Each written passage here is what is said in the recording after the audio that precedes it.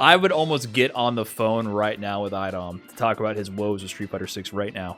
I don't know how much I agree with his statements, though, about balance and all that. My last couple of tournament losses have been to Ken, JP, Guile, DJ, JP, and Ken. What can I be doing better in these matchups as Manon? Most of these losses boil down to random drive rush or throw loop. This is literally how you guys ask me questions, because you don't want me to actually discuss my honest opinions. You want me to just validate what you guys believe to be true. He's just fishing for confirmation bias here, for sure. And he confirms it. I knew what I did before I made this tweet. I know Manon sucks. I just want you guys to realize how dumb it sounds for someone to want to play a fighting game with 6 to 8 characters in it. So many people telling me to switch, but no one said to switch to Kim or Lily, etc. Manon is really cool character design, though, so I get it.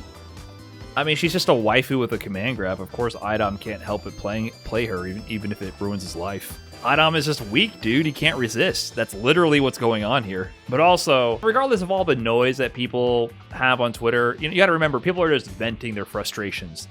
So people get frustrated all the time at shit that may or may not be objectively true, or may just be personal gripes, whatever. You just got to remember it's noise.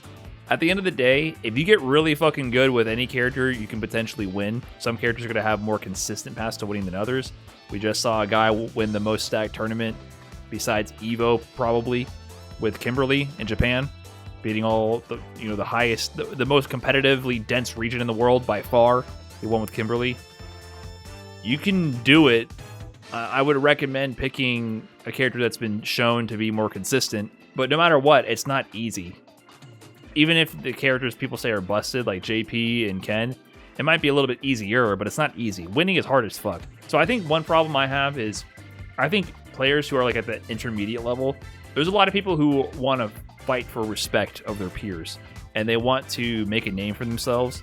And a big part of what drives them is they want to do good and then get respect from people they perceive as being high status in the community, right? That's a real motivator for a lot of people. And then when they start achieving some success, and then they see the noise around demonizing their character, it can really demotivate them or make them be like, why am I even playing? So what I got to say to those people who are going through that right now, fuck them. Keep doing your thing, because that shit will happen forever. You don't think I get that shit every day in my YouTube comments, and I've been playing Street Fighter for 15 billion years at this point?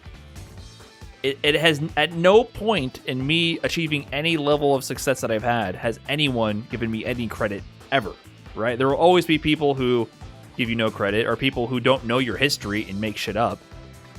There's so many people who talk shit about me, and they have no clue what results I've ever had. They just want to talk shit because, that's what people do who sit on the sidelines and don't do anything. They just talk shit, right?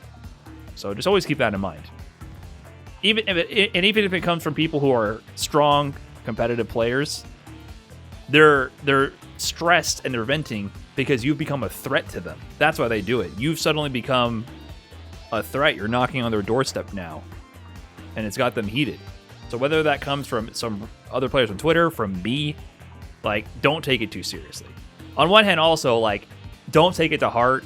I would also say, if you beat a streamer or someone and they're being salty, come on, let them have 10 fucking minutes to get their cool together, right?